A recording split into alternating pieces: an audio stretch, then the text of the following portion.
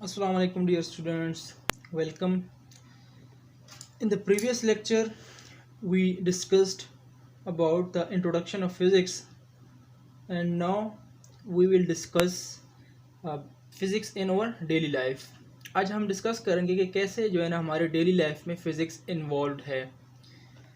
तो आपको बताता चलूँ कि हमारी जो डेली लाइफ है या आज जो आपको एक कामयाब या बहुत ही तरक्की याफ्ता ज़िंदगी नज़र आ रही है, आपको इतनी प्रोग्रेस नज़र आ रही है, इसमें फ़िज़िक्स का बहुत बड़ा हाथ है।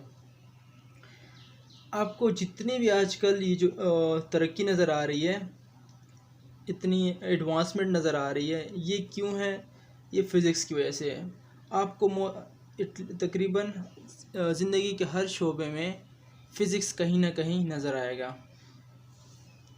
तो आज हम डिस्कस करते हैं few of the application in our daily life. कुछ डिस्कस करेंगे, वैसे तो सारे एप्लीकेशंस के डिस्कस नहीं कर सकते क्योंकि फ़िज़िक्स की एप्लीकेशन बहुत ही ज़्यादा हैं, लेकिन हम इसमें से कुछ डिस्कस करेंगे आज। जैसा कि एग्ज़ाम्पल ले लेते हैं रेफ्रिजरेटर की। आप अपने घर में रेफ्रिजरेटर यूज़ करते हैं, वो एप्लीकेशन हम आज थोड़ा सा डिस्कस करेंगे जो हमारे घरों में यूज़ होते हैं।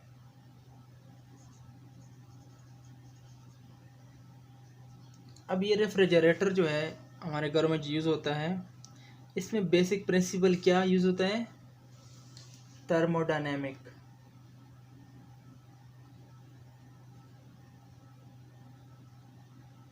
थर्मोडायनेमिक क्या है?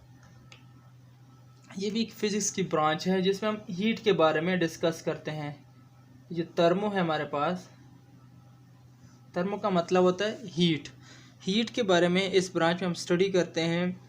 तो ये जो रेफ्रिजरेटर है इसमें भी यही सिस्टम यूज़ हुआ होता है। इसमें भी हम बेसिकली हीट कहीं पे लो रखते हैं, कहीं पे ज़्यादा रखते हैं, तो जिसकी वजह से हमारे पास एक कूलिंग का सिस्टम होता है। तो ये जो रेफ्रिजरेटर है आपके पास, ये किस चीज़ की एप्लीकेशन है? ये भी फिज़िक्स की एप्लीकेशन है। इसके अलावा स्टूडेंट आपने देखा होगा कि फॉर एग्ज़ाम्पल ये हमारे पास एक कुआं है जिसमें यहाँ पे देखें डीप इन द वेल हमारे पास यहाँ पे पानी पड़ा हुआ है, और यहाँ पे एक ये गोल सा पहिया सा लगा होता है यहाँ पे, और इसके थ्रू हमने यूँ रस्सी डाली होती है नीचे, और ये फॉर एग्ज़ाम्पल हमारे पास कोई बाल्टी वगैरह है जिससे हम कुएं से पानी निकाल रहे हैं। अब ये रस्सी यहाँ से घूम के आती है किसी पहिए के थ्रू इस तरह, और हम दूसरे बंदे ने यहाँ से किसी बंदे ने हाथ में रस्सी को पकड़ा होता है। वो जब इस गोल पहिए के थ्रू इसको खींचता है तो इसको ये वेट जो होता है, इसका ये वज़न जो होता है पानी का, ये उठाने में बहुत आसानी होती है। और अगर ये ना हो, वो डायरेक्टली इसके पहिए के बगैर इसके ऊपर खींचे तो इसको ज़्यादा फोर्स लगाना पड़ेगा। अब ये जो गोल सा पहिया है इसको हम क्या कहते हैं? इसको हम पुली बोलते हैं। इसके बहुत ज़्यादा एप्लीकेशन है। ये क्या काम करता है? ये आपके आप जो फोर्स लगाते हैं उसको बहुत ज़्यादा रिड्यूस कर देता है, आपको कम फोर्स लगाना पड़ता है।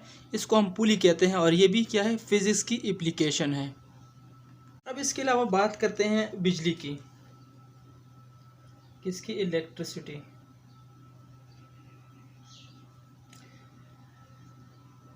इलेक्ट्रिसिटी में देखें, इससे हम क्या काम लेते हैं? हम इसको देखें, इस्त्री आप चलाते हैं, आयरन, कपड़े प्रेस करने के लिए एज ए हीट के लिए यूज़ करते हैं, या आप इसको हीटर के तौर पर भी यूज़ करते हैं अक्सर सर्दियों में। इसको लाइट के लिए भी यूज़ करते हैं, लाइट लगाने के लिए। कोई भी आपने मोटर चलाना हो पानी को ऊपर चढ़ाने के लिए, या कोई भी किसी भी किस्म का मोटर आपने चलाना हो, वो चला सकते हैं, जिस तरह पंखे के अंदर भी मोटर लगा होता है। तो ये सब क्या एप्लीकेशन, इलेक्ट्रिसिटी की वजह से हम ये सारे काम करते हैं। तो ये इलेक्ट्रिसिटी क्या है? ये किस चीज़ की एप्लीकेशन है? ये भी फिज़िक्स की एप्लीकेशन है। आप पढ़ेंगे आगे कि फिज़िक्स की कैसी एप्लीकेशन है। ये पॉसिबल है ड्यू टू फिज़िक्स। और इसके अलावा ये जो हीट है, लाइट है, मोटर, ये भी सारे के सारे फिज़िक्स की ही एप्लीकेशन है। इसके अलावा स्टूडेंट्स, आप अपने घरों में माइक्रोवेव ओवन देखते हैं।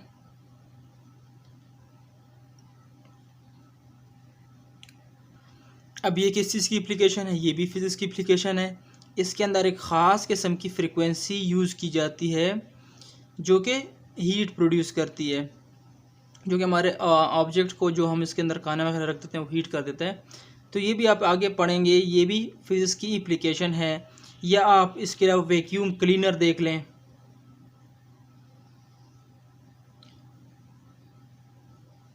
वैक्यूम क्लीनर, वैक्यूम क्लीनर ये भी फिज़िक्स की एप्लीकेशन है, ये भी फिज़िक्स के प्रिंसिपल पे काम करता है। या आप एयर कंडीशनर देख लें।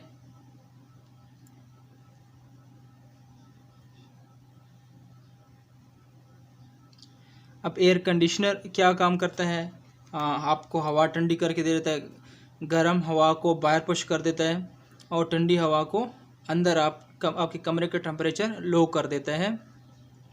तो ये भी इसके भी अंदर जो प्रिंसिपल यूज़ होता है, जिस प्रिंसिपल पे ये काम करता है, वो भी फिज़िक्स का प्रिंसिपल है। ये भी इंशाल्लाह आप आगे हायर क्लासेस में पढ़ेंगे इसको।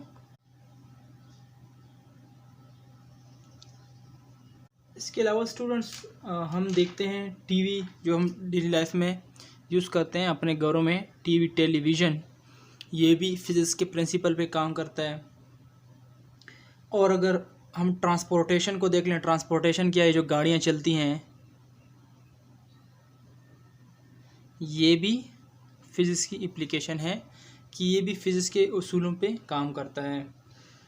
इसके अलावा स्टूडेंट्स और भी बहुत सारी एप्लीकेशन हैं, जिसमें मैं आपको एक और मेन एप्लीकेशंस का दे दूँ, रेडियो वेव। रेडियो वेव, अब रेडियो वेव क्या चीज़ है, हम तक जो है ना, अभी तो टेलीविज़न आ गए हैं। इससे पहले जब टेलीविज़न नहीं थे तो पहले क्या होता था, सिर्फ रेडियो के थ्रू न्यूज़ पहुंचाई जाती थी, या दूसरे जितने भी एक्टिविटीज़ थी वो रेडियो के थ्रू होते थे। तो उसका बेसिक प्रिंसिपल क्या था, वो भी फिज़िक्स का था कि एक ख़ास के जो साउंड है, जो हम बोलते हैं, ये आवाज़ हमारी, इस आवाज़ को ख़ास किस्म के सिग्नल में चेंज कर दिया जाता और वो सिग्नल एक टावर से दूसरे टावर ट्रैवल करती जाती। जिस तरह मैं आपको एक सिंपल सा एग्जांपल दे दूँ। फॉर एग्ज़ाम्पल मोबाइल फ़ोन में भी हमारे पास ये सिस्टम है।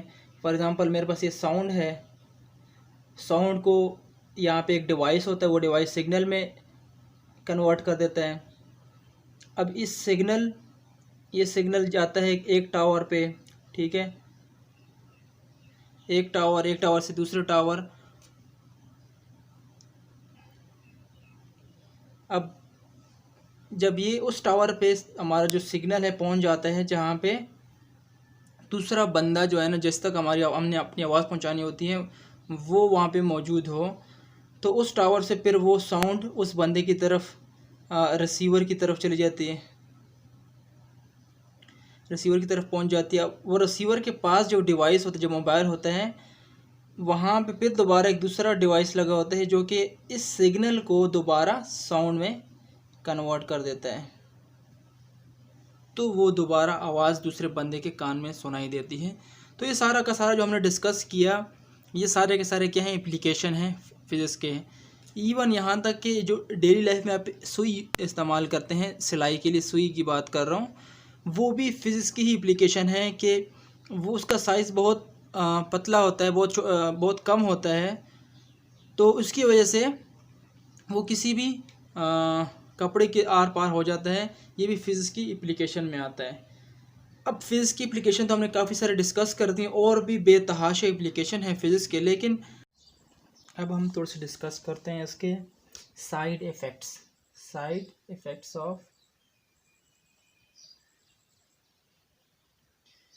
इफ़ेक्ट्स और हार्मफुल इफ़ेक्ट्स ऑफ साइंस या फिज़िक्स इन डेली लाइफ।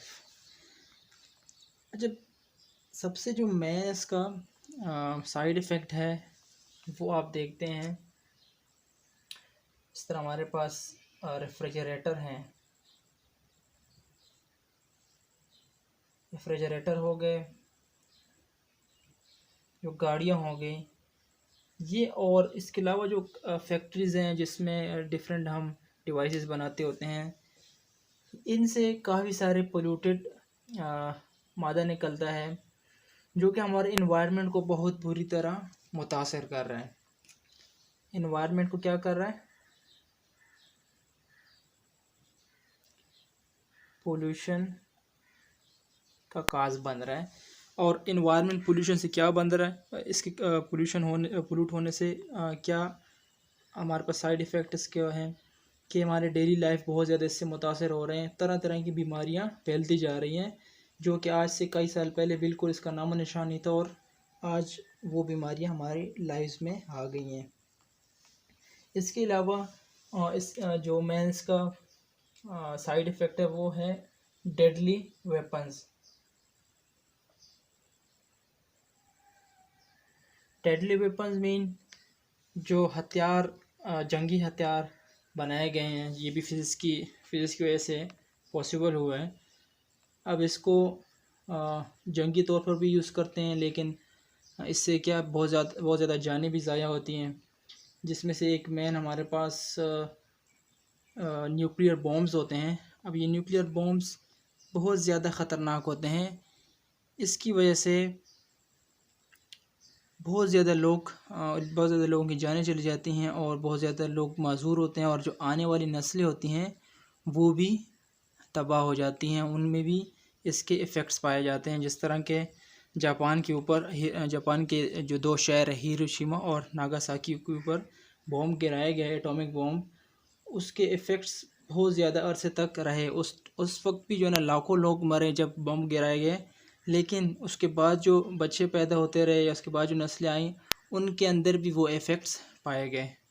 तो student, hope you enjoyed today's lecture. Thank you for today. Inshallah, in the next lecture we will discuss the branches of physics.